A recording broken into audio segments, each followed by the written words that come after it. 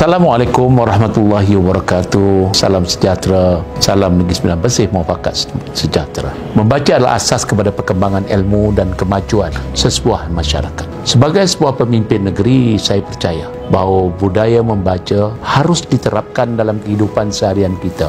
Kerana melalui membaca, kita bukan saja memperkaya pengetahuan tetapi membentuk masyarakat yang lebih berilmu dan berdaya saing. Saya menyeru kepada semua masyarakat Malaysia, khususnya Negeri Sembilan, untuk menjadikan budaya membaca sebagai amalan harian.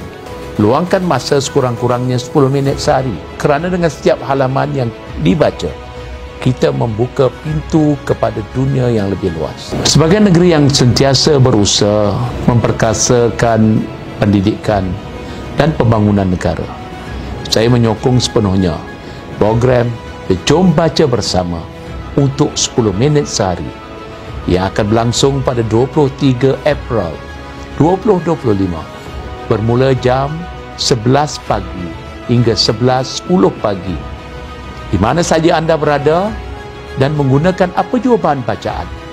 Marilah kita semua menyertai program ini untuk memupuk semangat membaca dalam diri kita. Waris membaca, Negeri Sembilan membaca, Malaysia membaca.